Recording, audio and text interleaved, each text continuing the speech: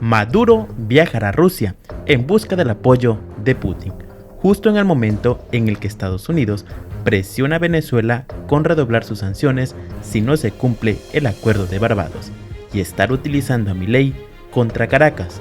A Cuba, por cierto, arribó un petrolero ruso para ayudar a la escasez de gasolina.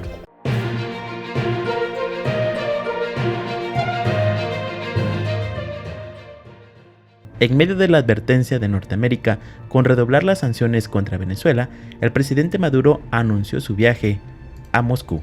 El presidente venezolano Nicolás Maduro anunció este pasado lunes 1 de abril que próximamente visitará a su homólogo de Rusia, Vladimir Putin, tras reiterar su solidaridad con esa nación por el atentado del 22 de marzo en la sala de conciertos Krusky City, situada a las afueras de Moscú.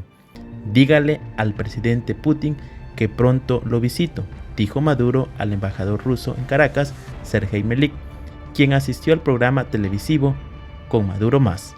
Al respecto, pidió al diplomático transmitir el apoyo de Venezuela a Rusia por el atentado que dejó 144 personas sin su vida y más de 550 heridos. Me duele mucho lo que pasó en Moscú.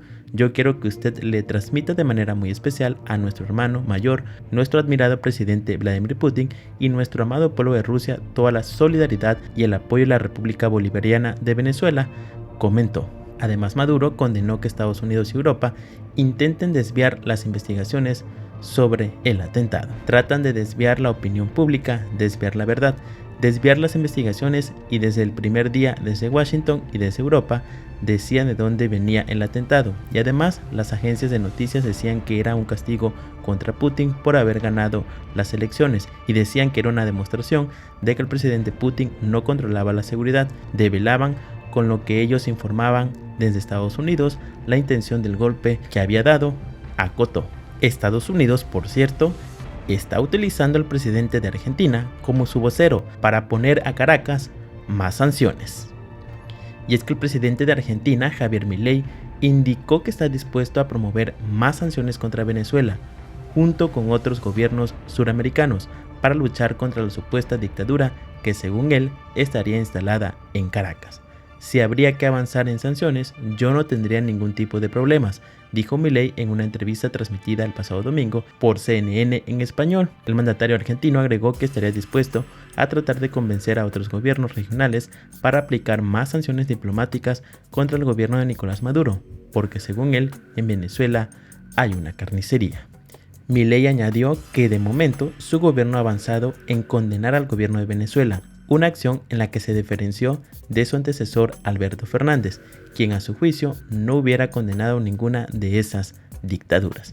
En principio nosotros hacemos una condena enfática, nosotros levantamos esas banderas en todos los lugares, agregó el presidente argentino, quien no comentó cuáles serían los gobiernos con los que buscaría conseguir respaldo para sancionar a Venezuela. Venezuela le respondió al mandatario.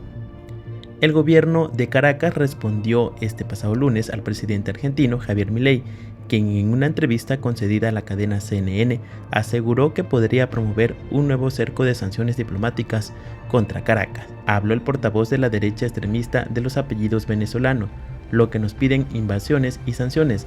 Las macabras expectativas del neonazi se volverán a hundir. Venezuela avanza a buen ritmo y derrotará cada intento de los lacayos imperiales, escribió en X el canciller venezolano Iván Gil.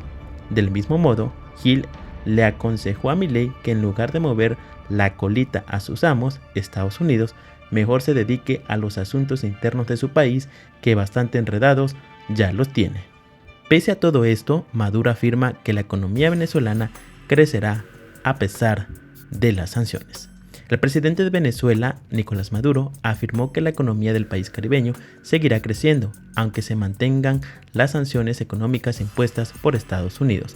Tenemos la experiencia, tenemos el plan, sabemos qué hacer, lo estamos haciendo y seguiremos profundizando la recuperación de la economía real, la nueva economía postpetrolera, con sanciones o sin sanciones. No nos detiene nadie, con licencia o sin licencia. La economía sigue creciendo a conciencia, dijo Maduro en su programa semanal de televisión. El mandatario indicó esto luego de anunciar que durante la Semana Santa se registró un 37.7% más de transacciones electrónicas en comparación con el mismo periodo del 2023, lo que a su juicio refleja actividad económica y capacidad de compra y oferta en el país.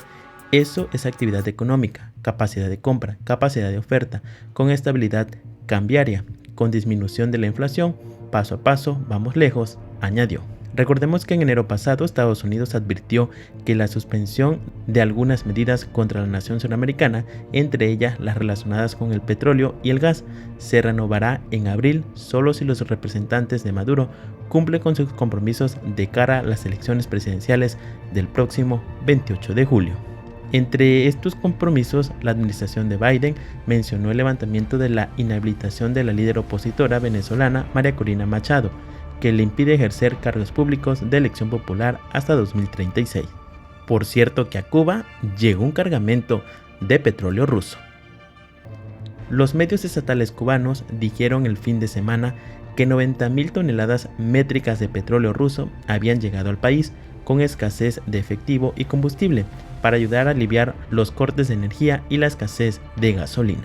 En 2022, Rusia reanudó algunos envíos de petróleo a la isla caribeña. Sin embargo, según datos de envío, ningún petrolero ruso salió del país hacia Cuba el año pasado, incluso cuando los medios rusos informaron que en junio se llegó a un acuerdo entre los dos gobiernos para suministrar 1.64 millones de toneladas métricas de petróleo y derivados anualmente.